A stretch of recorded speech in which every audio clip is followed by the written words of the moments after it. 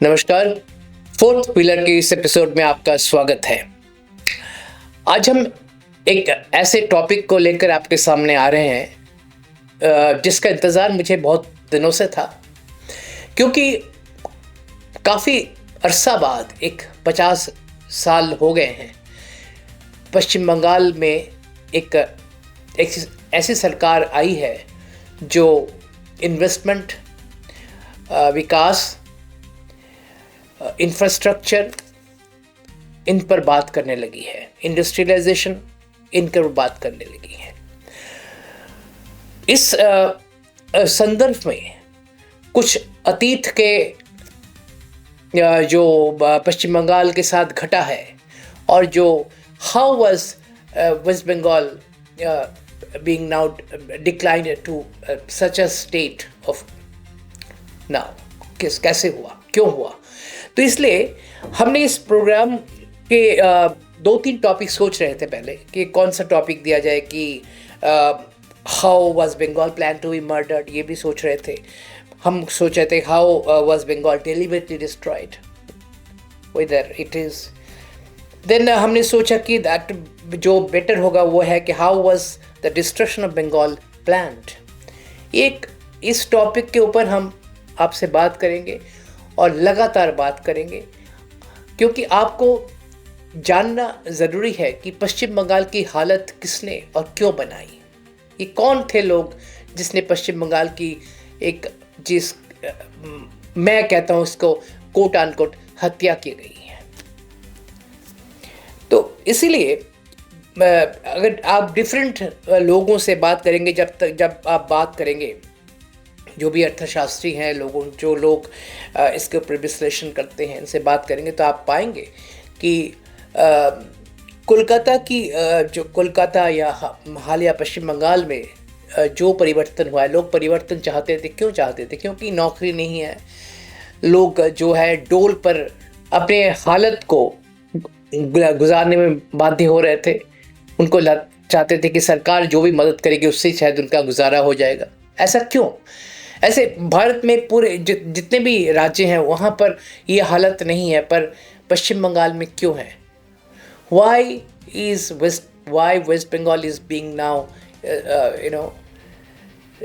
in such a state of affairs where youths जो है, हमारे जो युवा हैं वो बाहर नौकरी करने चले गए हैं, यहाँ आते नहीं। यहाँ पर कभी पर्यटक बन के आ गए तो आ गए, नहीं तो आते नहीं हैं। तो इसके ऊपर एक विस्तार से एक पॉइंट टू पॉइंट बात हम आपसे करेंगे, और इसका जो भी एपिसोड्स इसके बाद आएंगे आप देखते रहिए, ताकि आपको पता चले कि पश्चिम बंगाल को किस तरह से ख़त्म कर दिया गया, ये कौन लोग थे, इसके पीछे क्या राज क्या है। तो पहला तो मेरे जानकारी में, और मैं जब मैंने इसका रिसर्च करना शुरू किया तो देखिए, Kolkata was formerly India's commercial capital हुआ करता था, ये हम सब जानते हैं। बट हुआ क्या, भारत की वाणिज्यिक राजधानी होने के बावजूद, लेकिन 1970 के दशक से शुरू हुई राजनीतिक हिंसा, उग्र ट्रेड यूनियनवाद और उद्योग विरोधी नीतियों के कारण इसका तीव्र पतन हुआ, जिसको हम कहते थे शार्प डिक्लाइन हुआ due to political violence, militant unionism and anti the industrial policy. ये मेन कारण है इसके पीछे, जो कि इस बंगाल के इस पतन के कारण है, जिसकी इकोनॉमिक ग्रोथ ख़त्म हो गई। अगर हम देखें वेस्ट बंगाल में, पश्चिम बंगाल में 1960-61 में प्रति व्यक्ति आय, यानी जिसको हम कहते हैं कि पर कैपिटा इनकम, तीसरे स्थान से गिरकर 2023-24 में 24वें स्थान पर पहुंच गया था, जो कि 1947 में तीसरे स्थान पर था। और स्वतंत्रता के समय भारत और जीडीपी में उसका योगदान 10% हुआ करता था, 10% का कुछ अधिक हुआ करता था, जिसे घटकर लगभग 5.5% हुआ। ये जो देखिए 2014 में जब मोदी दिल्ली में अपना सत्ता संभाली, दिल्ली की सत्ता संभाली, तब उन्होंने ये धीरे धीरे जब उन्होंने स्टडी किया या जो भी उनकी स्टडीज़ थी भारत को लेकर, तो उनका एक ईस्ट एक्ट पॉलिसी उन्होंने शुरू किया। इस ईस्ट एक्ट पॉलिसीज़ में उन्होंने पूर्व के जो राज्य हैं उनका इंडस्ट्रियलाइजेशन, उनका जो इकोनॉमिक प्रोग्रेस, इनके ऊपर काम करना शुरू किया। आप नॉर्थ ईस्ट को देख लीजिए, वो कहीं हद तक पश्चिम बंगाल से आगे निकल गए। असम आफ्टर टेकिंग ओवर पश्चिम बंगाल से आगे निकल गए। त्रिपुरा स्मॉल स्टेट, वो भी प्रगति की राह पर है। बिहार एनडीए के शासन में काफ़ी प्रगति में है। उड़ीसा भी किटी में है। अब पश्चिम बंगाल आ गया। पूरा पूर्व जो है अब एनडीए के किटी में है, या जिसको कहते हैं बीजेपी के किटी में है, बैग में है। तो बीजेपी का जो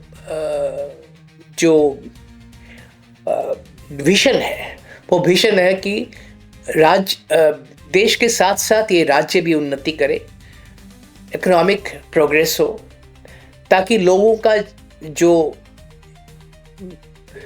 मान, साधारण जो जीवन यात्रा का जो मान है वो बढ़े, लोगों को नौकरी मिले, इंडस्ट्रियलाइजेशन हो, व्यापार हो।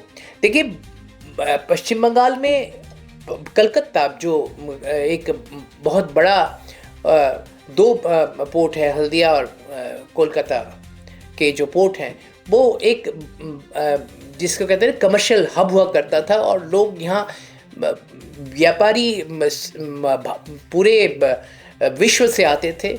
जब हम अगर पुराने आप इतिहास को भी देखें तो, और उसके बाद धीरे धीरे अब सुन पड़ा हुआ है कलकत्ता बंदरगाह, हल्दिया का भी वही हालत है।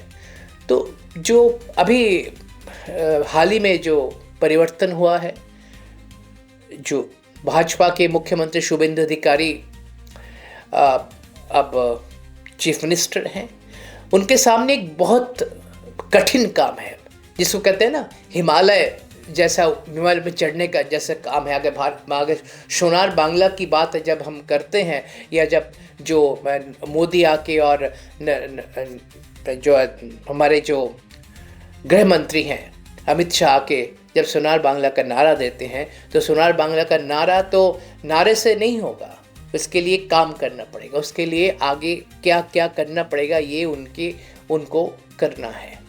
तो आगे हम आपको बताते रहेंगे कि किस तरह से क्या चीज़ें हुई।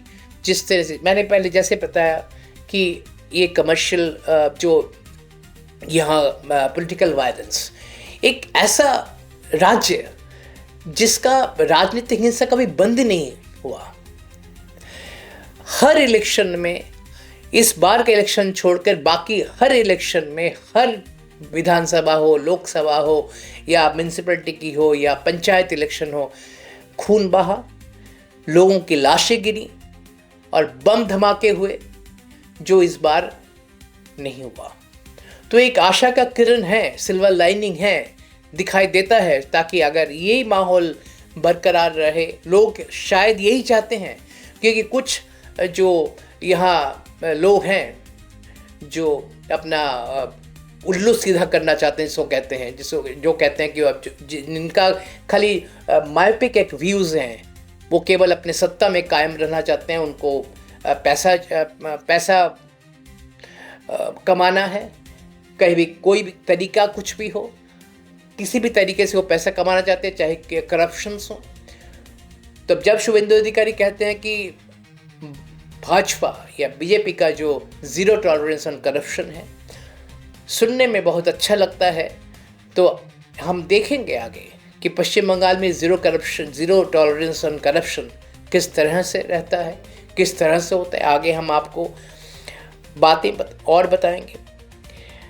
और सबसे जो यहाँ इंडस्ट्रियलाइजेशन क्यों नहीं हुआ, क्यों जो यहाँ पर जो व्यापारी थे, जो इंडस्ट्रियल हाउसेस थी, वो सब क्यों बाहर चली गई? क्योंकि एक ऐसा यूनियनिज्म लेफ्ट के टाइम में, जब वामपंथ का शासन 34 साल तक चला, तो खाली यहाँ यूनियनिज्म,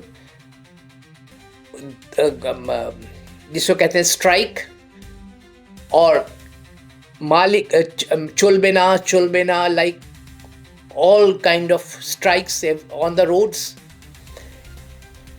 तो लोगों में एक नाराज़गी, जो इंडस्ट्रियलिस्ट हैं उनको तो क्या चाहिए, उनको प्रॉफिट भी चाहिए।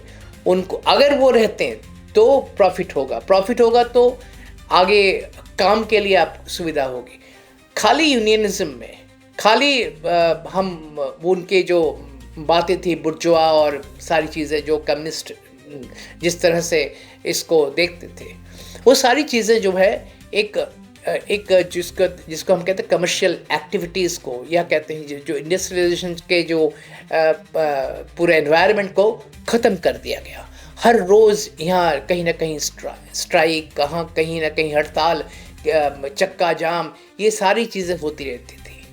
अगर 70 के दशक में आप जाएंगे तो अगर आप पढ़ेंगे तो आपको लगेगा कि यहाँ हर रोज़ गली कूचों में मर्डर और नक्सलाइट्स और सारी जो लोग यहाँ आतंक फैलाते थे, वो सब बंगाल ने सहा है। It was distracted. और जो भी पॉलिसी, जो भी सरकारें आई, उनकी पॉलिसीज कि अब गरीबों का नाम करके वोट लेना, उनका शोषण होता है, पर वो शोषण होता है ये वो जान ना पाए, इस तरह का एक मुखौटा पहन के रहना कि हम गरीब को एक जिसको कहते हैं ना सोशल इक्वलिटी देना चाहते हैं। ये सारे ढकोसले, ये जितनी भी सरकारें आई यहाँ, कांग्रेस से लेकर कम्युनिस्ट तक, ये ममता बनर्जी तक, इन्होंने एक मुखौटा पहन कर रखा था कि हम गरीबों को लिए कर रहे हैं, हम डोल्स दे रहे हैं, 1500 रुपये, 700 रुपये, 500 रुपये में लोग अपना गुजारा करेंगे। तो आज इस एपिसोड में इतना ही। आगे आपको बताएंगे कि बंगाल को किस तरह से ख़त्म कर दिया गया। आगे का रास्ता जो है कितना सुगम है, कितना कठिन है, ये सारी बातें विश्लेषण हम आपके साथ करने वाले हैं और आगे करते रहेंगे। नमस्कार।